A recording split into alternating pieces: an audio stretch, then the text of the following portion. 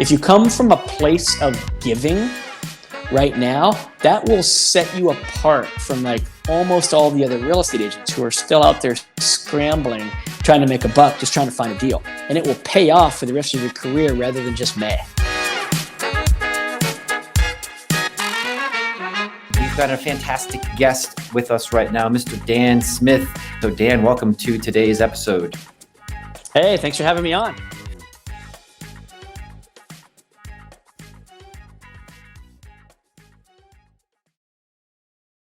When it's time to go back to work, you're not going to have any stamina. So one, I think everybody needs to be getting up in the morning when they used to get up. They need to get dressed for work, even if it means instead of driving to the office, just walking to their kitchen table.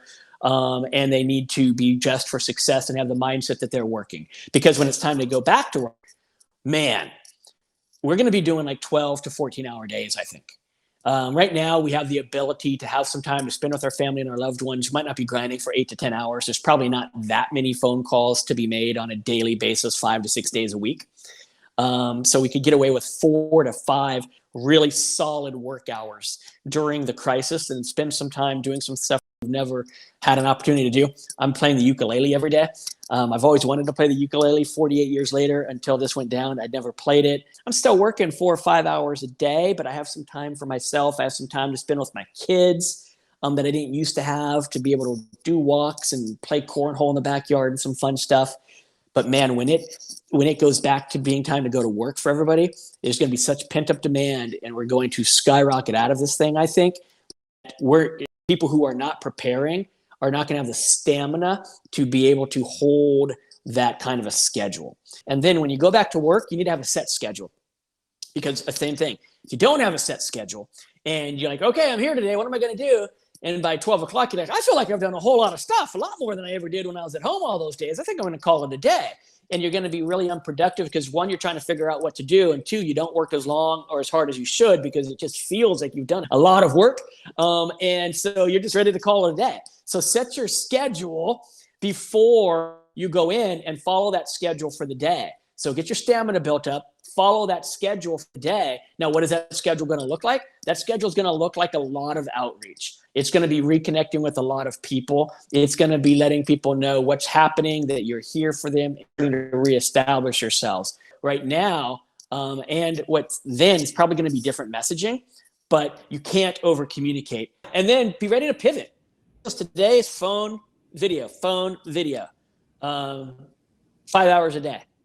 Okay. When we get back to work, put the same 5 hours in the phone and video. Give me another 3 or 4 or 5 hours in things that aren't phone and video, that are still face-to-face, belly-to-belly, outdoor knocking out, doing other activities. So you don't just like, oh, now I'm allowed to go back to work, so I'm going to stop doing the phone and the video. No, you stay on the phone, stay on the video, just like you were. Does that make sense? And then you add other activities to it once we're allowed to go back to work. So we came up with, over the course of about 6 months, a group of us, really just 2 of us, Jeff Quinton and I, with what I call the 7 W's.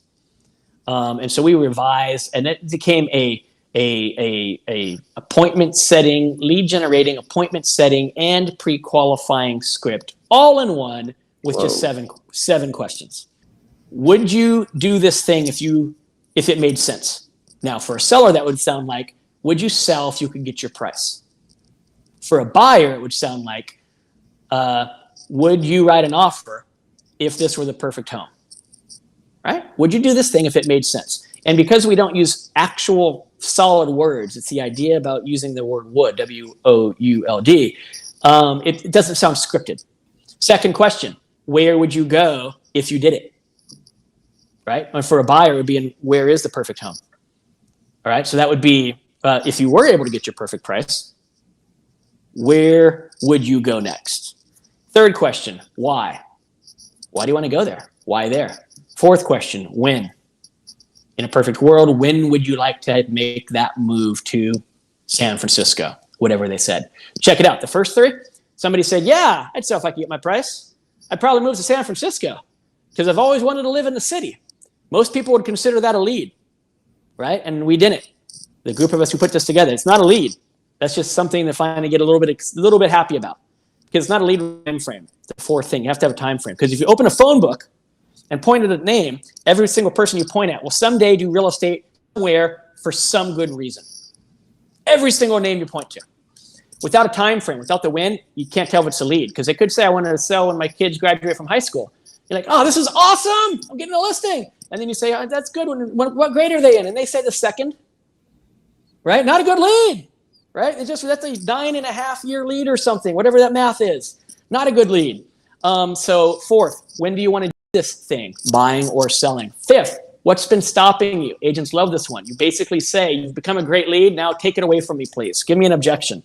Then what's been stopping you is you're digging for their objections to see what's been holding them back. Sixth question, which is a good time? That's your closer. Which is a good time for us to get together and talk about making that happen? And the seventh, you don't always use it, but if you need to, the seventh, who else do you know that I should be talking to about buying, selling, investing in real estate? So the 7 words, they all begin with W, makes it easy to remember them.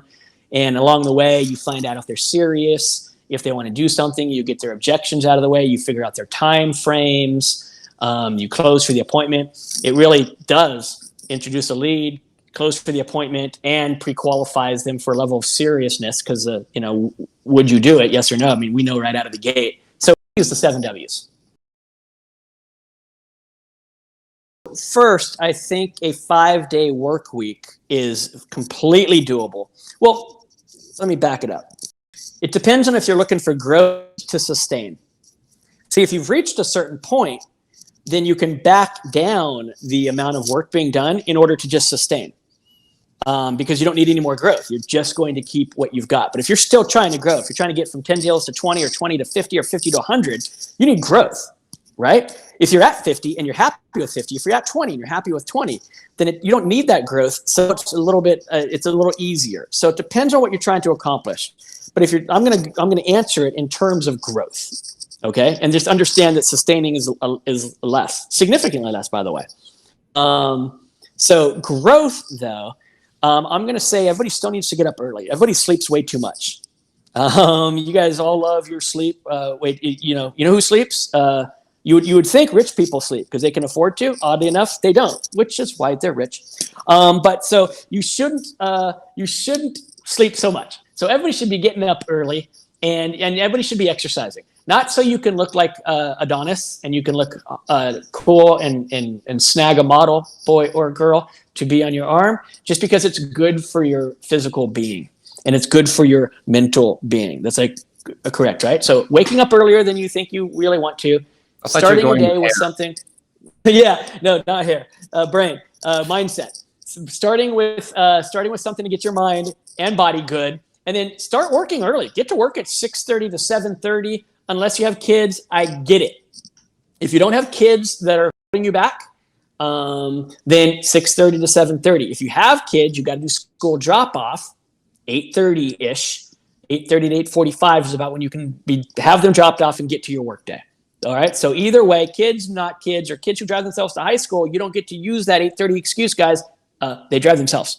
So it should still be like a 6:30 work time. I think if you do that and you work until about 4 to 5 o'clock, and then be able to cut it. Now, with that being said, once or twice a week, you're going to have somebody who wants to meet at 6 or 6:30 or 7 to do a listing appointment. But you can offset that by once or twice a week. Instead of working till 4 or 5, work till 3 or 4 or 2 or 3. Right? So you're still putting in that same amount of hours. And essentially you're doing about a 10-hour workday, 5 days a week, 50 hours. That is what you need at a minimum for growth. Try to get away with growth at 35 to 40 hours. It's just not going to happen. Unfortunately, that's the ugly truth. But sustaining, you can sustain at 25 to 28 hours. So that's cool. That's good news for everybody. But that's only when you're in sustain mode. But growth, like 50.